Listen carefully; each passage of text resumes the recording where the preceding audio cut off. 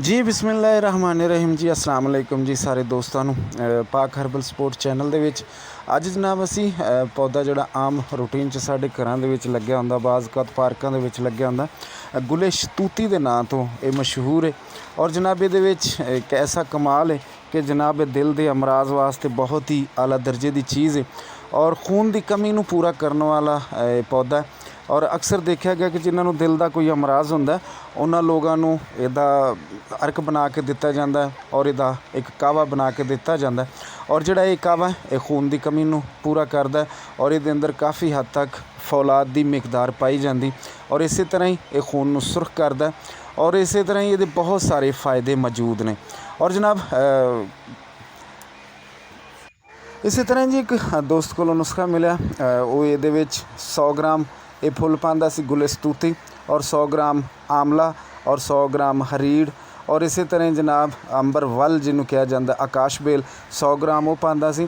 ਔਰ ਇਹਦੇ ਵਿੱਚ ਜਨਾਬ ਉਹ 1 ਕਿਲੋ ਤੇਲ ਯਾਨੀ ਕਿ ਤਿਲਾਂ ਦਾ ਤੇਲ ਜਿਹੜਾ ਸੀ ਉਹ 1 ਕਿਲੋ ਪਾਉਂਦਾ ਸੀ ਔਰ ਇਹਨੂੰ ਬਿਲਕੁਲ ਹਲਕੀ ਅੱਗ 'ਤੇ ਪਕਾ ਕੇ ਔਰ ਜਨਾਬ ਉਹ ਬੋਤਲਾਂ 'ਚ ਭਰ ਕੇ 600 ਰੁਪਏ ਦੀ ਸ਼ੀਸ਼ੀ ਜਿਹੜੀ ਸੀ ਉਹ ਔਰਤਾਂ ਨੂੰ ਵੇਚਦਾ ਸੀ। ਮੈਂ ਉਹਨਾਂ ਨੂੰ ਪੁੱਛਿਆ ਨੁਸਖੇ ਦੇ ਮੁਤਲਕ ਔਰ ਉਹਨਾਂ ਨੇ ਇਸ ਹਵਾਲੇ ਨਾਲ ਗੱਲ ਕੀਤੀ ਕਿ ਜੀ ਮੇਰੇ ਕੋਲ ਇਹੀ ਚੀਜ਼ਾਂ ਨੇ ਔਰ ਉਹਨਾਂ ਨੂੰ ਮੈਂ ਪਾ ਕੇ ਦੇਣਾ। ਇਹਦੇ ਨਾਲ ਵਾਲ ਖੂਬਸੂਰਤ ਹੁੰਦੇ ਨੇ, ਲੰਬੇ ਹੁੰਦੇ ਨੇ ਔਰ ਜਨਾਬ ਬਹੁਤ ਹੀ ਆਲਾ ਦਰਜੇ ਦੀ ਚੀਜ਼ ਹੈ। ਇਸੇ ਤਰ੍ਹਾਂ ਹੀ ਅਗਰ ਦੇਖਿਆ ਜਾਵੇ ਕਿ ਜਨਾਬ ਇੱਕ ਪਾਈਆ ਇਹਦੇ ਫੁੱਲ ਲੈ ਲਓ ਔਰ ਇੱਕ ਪਾਈਆ ਫੁੱਲ ਜਿਹੜੇ ਨੇ ਉਹਨਾਂ ਨੂੰ ਪਾਣੀ ਦੇ ਅੰਦਰ ਭੇਂ ਦਿਓ। ਭੇਣ ਤੋਂ ਬਾਅਦ ਉਹਨਾਂ ਦਾ ਅਰਕ ਕਸ਼ੀਦ ਕਰ ਲਓ ਔਰ ਅਰਕ ਕਸ਼ੀਦ ਕਰਕੇ ਤੁਸੀਂ ਇਹਦੇ ਵਿੱਚ 2 ਤੋਲੇ ਤੋਂ ਲੈ ਕੇ 3 ਤੋਲੇ ਤੱਕ ਸੁਬਹ ਦੁਪਹਿਰ ਸ਼ਾਮ ਵੀ ਪੀ ਸਕਦੇ ਜੇ। ਔਰ ਜਿਨ੍ਹਾਂ ਲੋਕਾਂ ਨੂੰ ਦਿਲ ਬਹੁਤ ਜ਼ਿਆਦਾ ਧੜਕਦਾ, ਜਿਨ੍ਹਾਂ ਲੋਕਾਂ ਨੂੰ ਗਰਮੀ ਲੱਗਦੀ ਜਾਂ ਜਿਨ੍ਹਾਂ ਲੋਕਾਂ ਨੂੰ ਖੂਨ ਦੀ ਕਮੀ ਹੁੰਦੀ ਜਾਂ ਜਿਨ੍ਹਾਂ ਲੋਕਾਂ ਨੂੰ ਪ੍ਰੋਪਰ ਤਰੀਕੇ ਨਾਲ ਜਿਸ ਤਰ੍ਹਾਂ ਕਿ ਮੂੰਹ ਦਾ ਜ਼ਾਇਕਾ ਕੜਵਾ ਰਹਿੰਦਾ ਉਹਨਾਂ ਵਾਸਤੇ ਬਹੁਤ ਹੀ फ़ायदेमंद ਔਰ ਇੰਤਹਾਈ ਸ਼ਾਨਦਾਰ ਹੈ। ਇਹਦਾ ਪਾਊਡਰ ਵੀ ਕੀਤਾ ਜਾਂਦਾ। ਅਕਸਰ ਦੇਖਿਆ ਗਿਆ ਕਿ ਜਿਹੜੀਆਂ ਔਰਤਾਂ ਜਾਂ ਮਰਦ ਮੋਟੇ ਹੋ ਜਾਂਦੇ ਨੇ ਮੋਟਾਪੇ ਵਾਸਤੇ ਵੀ ਇੰਤਹਾਈ फ़ायदेमंद ਹੈ। ਇਹਦਾ ਲੈ ਕੇ ਫੁੱਲ ਉਹਨਾਂ ਨੂੰ ਤੁਸੀਂ ਪੀਸ ਲਓ, ਪੀਸ ਕੇ ਹਾਫ ਚਮਚ ਦਾ ਕਾਵਾ ਤੁਸੀਂ ਸੁਬਹ ਪੀ ਸਕਦੇ ਜੇ ਔਰ ਹਾਫ ਚਮਚ ਦਾ ਹੀ ਸ਼ਾਮ ਨੂੰ, ਯਾਨੀ ਇਹਦੇ ਵਿੱਚ 2 ਗਲਾਸ ਜਾਂ 1 ਗਲਾਸ ਪਾਣੀ ਪਾ ਲਓ ਔਰ ਜਦੋਂ 1/4 ਹਿੱਸਾ ਗਲਾਸ ਦਾ ਬਾਕੀ ਪਾਣੀ ਬਚ ਜੇ ਉਸ ਤੋਂ ਬਾਅਦ ਤੁਸੀਂ ਉਹ ਪੀਓ। ਔਰ ਦਿਨਾਂ ਦੇ ਵਿੱਚ ਬਿਲਕੁਲ ਰੰਗਤ ਨੂੰ ਲਾਲ ਕਰਦਾ, ਚਿਹਰੇ ਨੂੰ ਖੂਬਸੂਰਤ ਕਰਦਾ ਔਰ ਇਸੇ ਤਰ੍ਹਾਂ ਹੀ ਹੋਂਠਾਂ ਦੀ ਜਿਹੜੀ ਹੁੰਦੀ ਬਾਜ਼ ਔਕਾਤ ਲੋਕਾਂ ਦੇ ਹੋਂਠ ਜਿਹੜੇ ਹੁੰਦੇ ਨੇ ਉਹ ਸੁਰਖੀ ਕਹਿੰਦੇ ਨੇ ਕਿ ਜੇ ਸਾਡੇ ਹੋਂਠ ਸੁਰਖ ਹੋ ਜਾਣ ਉਹਨਾਂ ਲੋਕਾਂ ਨੂੰ ਵੀ ਇੱਕ ਬੋਤਲ ਅਗਰ 2 ਮਹੀਨੇ ਦੇ ਵਕਫੇ 'ਤੇ ਦਿੱਤੀ ਜਾਏ ਔਰ ਬਿਲਕੁਲ ਜਨਾਬੇ ਚਿਹਰੇ ਨੂੰ ਵੀ ਖੂਬਸੂਰਤ ਕਰਦਾ। ਅਕਸਰ ਤੁਸੀਂ ਦੇਖਿਆ ਹੋਣਾ ਕਿ ਲੋਕਾਂ ਦੇ ਚਿਹਰਿਆਂ ਦੇ ਉੱਪਰ ਜਿਸ ਤਰ੍ਹਾਂ ਕਿ ਸਿਆਹੀਆਂ ਪੈ ਜਾਂਦੀਆਂ ਨੇ ਜਾਂ ਅਕਸਰ ਔਰਤਾਂ ਨੂੰ ਹਾਮਲਾ ਹੁੰਦੀਆਂ ਨੇ ਜਿਨ੍ਹਾਂ ਨੂੰ ਜ਼ੱਚਾ ਬੱਚਾ ਤੋਂ ਬਾਅਦ ਖੂਨ ਦੀ ਇੰਤਹਾਈ ਸ਼ਦੀਦ ਕਿਸਮ ਦੀ ਕਮੀ ਹੋ ਜਾਂਦੀ, ਉਹਨਾਂ ਲੋਕਾਂ ਨੇ ਵੀ ਇਹ फ़ायदा ਕਰਦਾ। ਅਕਸਰ ਤੁਸੀਂ ਦੇਖਿਆ ਹੋਣਾ ਕਿ ਸ਼ਰਬਤ ਠੰਡਕ ਅਸਲ ਦੇ ਵਿੱਚ ਇਸ ਦਾ ਹੀ ਨੁਸਖਾ।